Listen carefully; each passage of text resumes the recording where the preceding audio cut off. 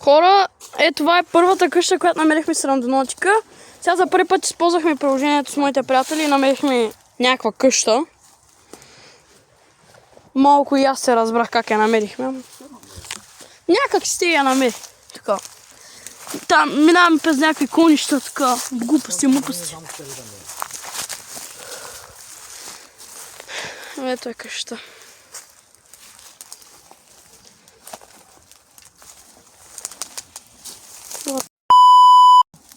И аз съдра... Не. Той някакъв бездомът е по-стан. Да. Газели ще ми снимаме. Еми, ако можеш да се мръднеш. Че, мириш ли на нещо лошо? Не знам, брат, мириш на пушен до преди малко. Има някой горял неща до преди малко. Сиким. О, иги, майк, я. О. Съвсем не е после.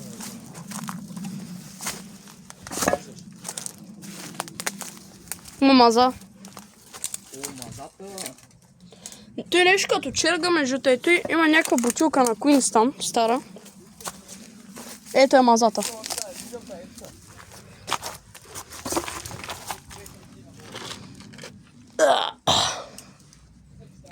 Има една оградка е тук, само не знам докъде води. И тук като и нещо. Опа, има пътека тук.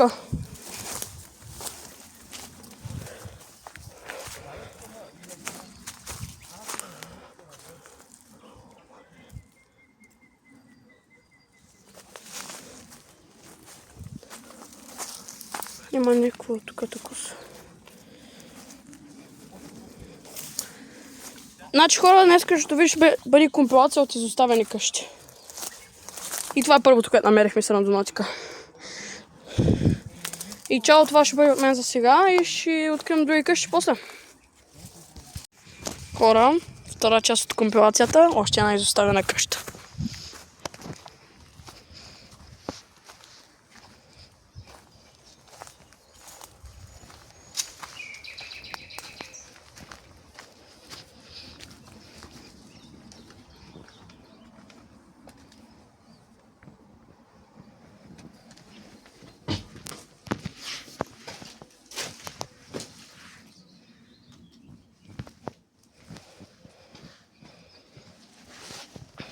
Има умрял човек вътре. Къде бе?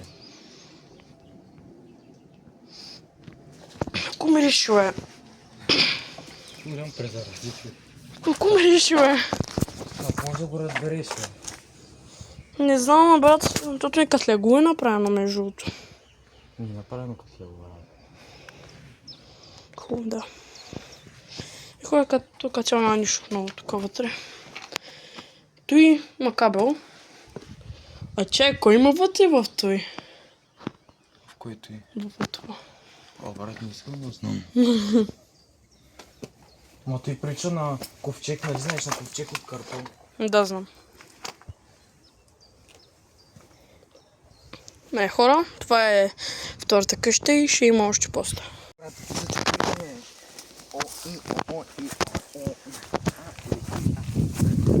А да, ето го, едното нещо е тука. Пак ти то хубаво, че нося дълъг. Нали си го казвам. Сега, хора, намерихме изоставена сграда. Да ти кажа често, малко не знам. Внимай да не пропаднеш. Внимай, брат, аз ще попадна. Тук е безопасно, тук е безопасно. Тук има умряло куче вътре.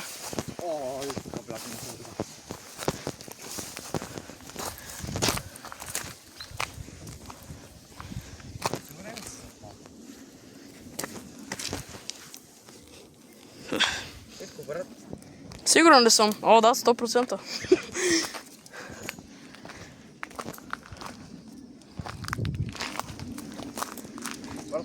Това е компилацията номер 3. Изоставена барака.